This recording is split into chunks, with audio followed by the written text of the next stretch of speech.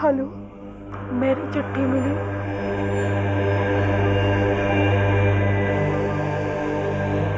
कौन बोल रहा है? मैं पूछ रही हूँ, कौन बोल रहा है? जिंदा थी तो मुसीबत थी, मरकर आफत बन गई। अपनी शकल को भूल गई। मैं अनुराधा बोल रही हूँ। क्या? ये कैसे हो सकता है? अनुराधा मर चुकी है। कहते हैं मरने वाले की तमन्ना अधूरी रह जाए तो वो मौत की वादियों से भी वापस लौट आता है। मैं भी आ गई हूँ अपने संजय को साथ ले।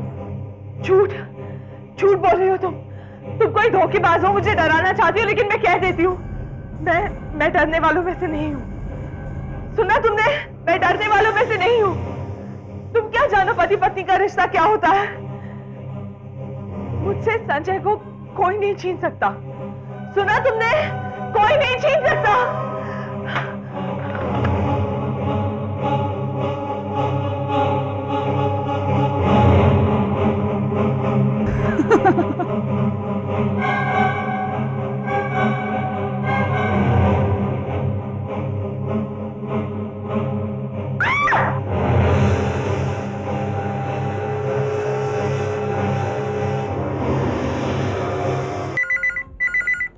हेलो दीदी, दीदी वो क्या बातें राखी?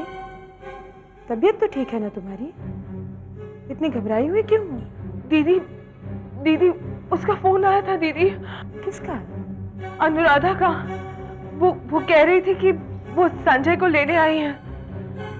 राखी, वहम है तुम्हारा। उसका फोन कैसे आ सकता है?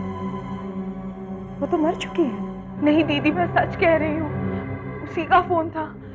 वो अनुराधा ही लग रही थी। वो कह रही थी कि वो संजय को अपने साथ ले जाने आई है। कैसे मुमकिन है ये राखी?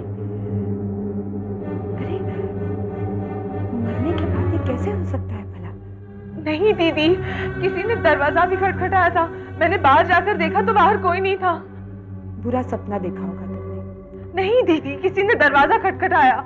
मैंने बाहर जाकर देखा तो बाहर कोई नहीं था। वहम राखी, वहम है तुम्हारा।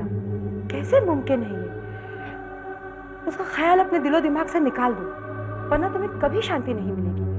नहीं दीदी, मुझे बहुत डर लग रहा है, बहुत डर लग रहा है मुझे। मैं अकेली हूँ घर में, मुझे नींद नहीं आएगी दीदी। मैं अभी तुम्हारे जीजा जी को लेकर वहां पहुंचती हूँ। हाँ, धीरज रखो। नहीं, मैं खुद ही वहां चली आती हूँ ना, प्लीज। ठीक है, आ जाओ। हाँ हाँ।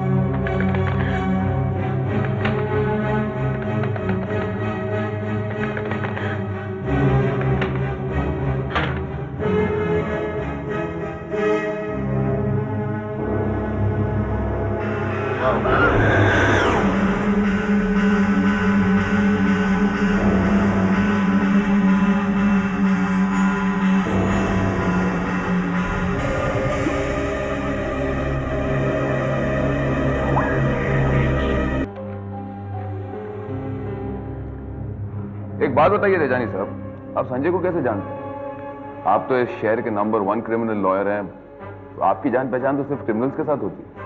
मेरी जान पहचान तो आपके साथ भी है इंस्पेक्टर। आप तो क्रिमिनल नहीं हो। लगता है आप मेरी बात को बुरा मान गए। मैंने तो सिर्फ आपकी बात का जवाब दिया है। अगर आपने पेपर्स चेक कर लिए हों तो संजय को रिहा कर दो। पेपर्स तो मैंने चेक कर लिए तेजानी साहब। ताजुब सिर्फ इस बात का है कि मैंने पूरी कोशिश की थी कि संजय को रिमांड में लिया जाए, लेकिन आपके दिल की तमन्ना दिल में ही रह गई। आपको मालूम होना चाहिए इंस्पेक्टर की कुर्सी छोटी होती है, क्योंकि हर कुर्सी के ऊपर एक बड़ी कुर्सी होती है और हर बड़ी कुर्सी के ऊपर सैकड़ों कुर्सियां होती हैं। यह मुल्क कुर्सियों का मुल्क है। समझे आप? समझा। हवलदार, संजय को रिहा कर दो।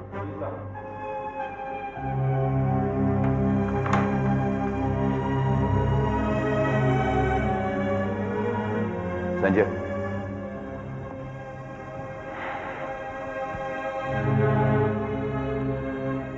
ये क्या बेवकूफी है ब्रिजेश? जमानत पर तो मेरे भैया भी मुझे रिहा करवा सकते थे। किसने दी है मेरी जमानत? तुम्हें तुम्हारी रिहाई से मतलब है ना, और क्या? मैं उस आदमी का नाम जानना चाहता हूं। कौन है वो और उससे मेरा क्या रिश्ता है? मैं भी यही जानना चाहता हूं संजय कि उससे तुम्हारा क्या रिश्ता है। वैसे तुम्हारा बाहर आना बहुत ही मुश्किल, कोई भी मामूली वकील तुम्हारी जमानत नहीं करवा सकता था। तुम्हें रिहाई मिली है सिर्फ एडवोकेट तेजानी की वजह से। एडवोकेट तेजानी? तुम बहुत खुशकिस्मत हो संजय, जो इस चार दीवारी से बाहर आ गए। ये चार दीवारी एक तरह का दलदल है, जो इसमें एक बार धंसता है वो धंसता ही चला जाता है। मैं तुम्हारी बकवास नहीं सुनना चाहता, मैं सिर्फ ये जानना चाहता हूं कि मेरी जमानत किसने दी है। ये जानना जरूरी है क्या? हाँ, बहुत जरूरी है। मैं जानना चाहता हूं कि मेरा हमदर्द कौन है। मैं उससे शुक्रिया अदा करना चाहता हूं। सच कह रहे हो? हाँ, जिसने मुझे इतनी बड़ी मुसीबत से बचाया, जरूर कोई बड़ी हस्ती होगा। जी हाँ, बहुत बड़ी हस्ती है। इतनी बड़ी हस्ती कि जिसका नाम सुनते ही लोगों के दिल दहल जाते हैं। उसका नाम है गजेंद्र, जीडी।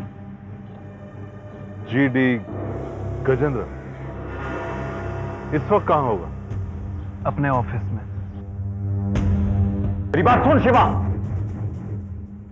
तेरी जो भी शिकायत है तू मुझे यहां पर आके बोल, समझे? मक्कार और चालाक दोस्त से ज्यादा मुझे अक्लमंद और बहादुर दुश्मन पसंद है।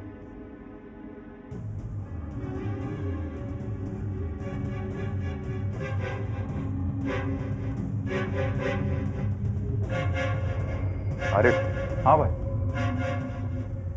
ये शिवा गले की हड्डी बन चुका है। समझ में नहीं आ रहा इसका क्या किया जाए।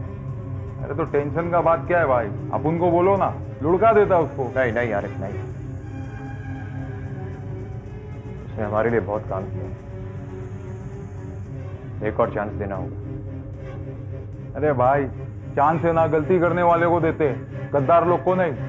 आप खाली बोलो आप उनको, उसके नाक से गोली डाल के भेजे में से निकालेगा। नहीं आरिफ, बीवी बच्चे वाला आदमी है। अरे भाई, वो बीवी बच्चे वाला, इसके लिए अपन लोग उसको छोड़ देता है। अपन लोग बीवी बच्चे वाला नहीं है क्या? कभी भी ठोक देगा अपन लोग को। आप खाली बोलो भाई, और एक बार सोच लो। आरिफ, मैं सोचता पहले हूं, बोलता बातें हूं। बोल दिया मतलब सोच। तुमने मेरी जमानत क्यों दी? दोस्ती की खातिर संजय। हम दोस्त कब से हो गए?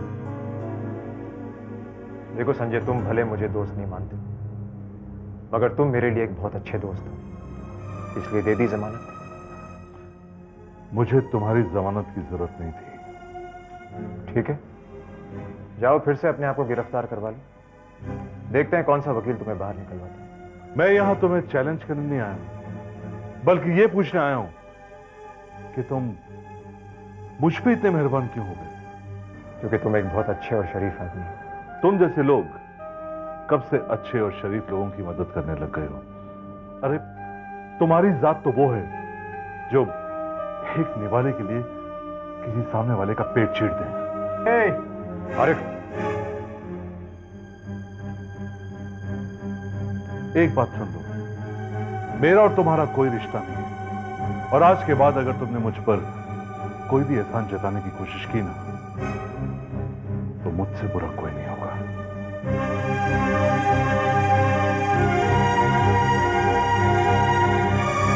भेजा घूमेला लगता है भाई, आपको धमकी देके गया और आपने कुछ बोला नहीं उसको?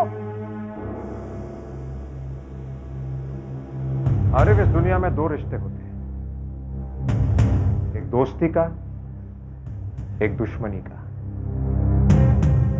मेरा इसके साथ बीच वाला रिश्ता है।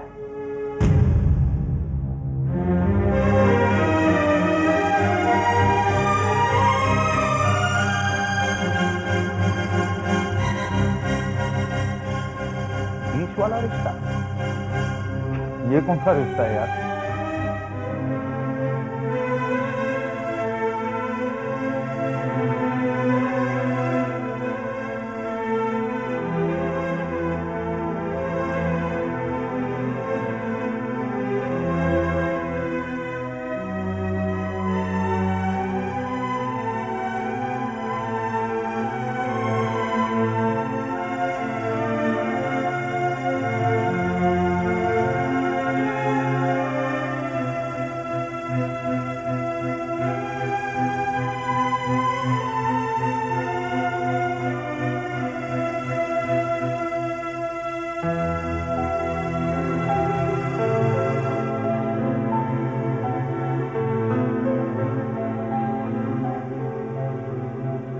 संजय, तुम देखा देखा, तुम सच्चे थे ना, इसलिए पुलिस ने तुम्हें रिहा कर दिया।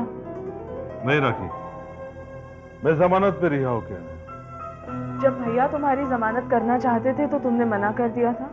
अब किसकी जमानत पर रिहा हुए हो? जमानत देने के बाद मुझे पता चला, वरना मैं ये होना नहीं देता।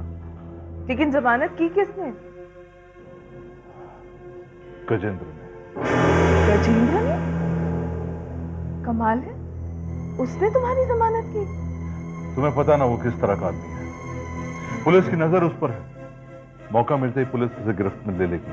अगर उसे कुछ हो गया तो मैं भी नहीं बचूंगा। नहीं नहीं, ऐसा कुछ नहीं होगा। तुम कोई मुजरिम थोड़ी हो।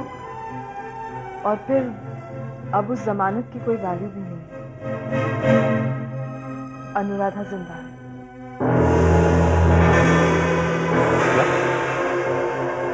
क्या कह रही हो तुम राखी? हाँ हाँ संजय, उसने मुझे चिट्ठी भी भेजी है। नहीं, ये नहीं हो सकता। वो तो मर चुकी है। संजय, मैंने उससे फोन पर बात की है, तुम मेरा यकीन क्यों नहीं करते? वो चिट्ठी कहाँ है?